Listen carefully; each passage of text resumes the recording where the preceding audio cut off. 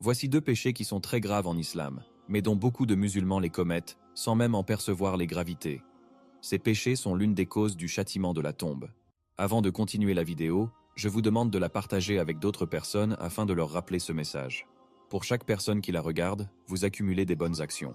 Ibn Abbas qu'Allah l'agrée a dit « Alors qu'il marchait près d'un des jardins clôturés de Médine ou de la Mecque, le prophète paix et bénédiction sur lui entendit les cris de deux hommes que l'on torturait dans leur tombe.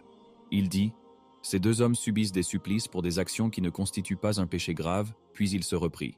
Plutôt, si l'un d'eux ne se préservait pas de son urine, c'est-à-dire après avoir uriné, il ne prend pas le temps de se nettoyer afin d'éviter les éclaboussures sur ses habits, alors que l'autre répandait les médisances des uns sur les autres pour semer la discorde entre eux.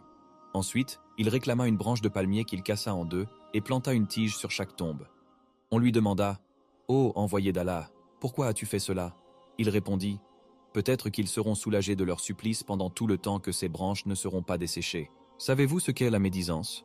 La médisance, c'est le fait de parler d'un musulman en son absence, en disant quelque chose de vrai à son sujet qu'il n'apprécierait pas, que ce soit lié à son physique, son ascendance, ses vêtements, son logement ou son comportement. La calomnie, c'est de parler d'un musulman en disant des choses fausses à son sujet. La calomnie est plus grave que la médisance, car elle implique un mensonge.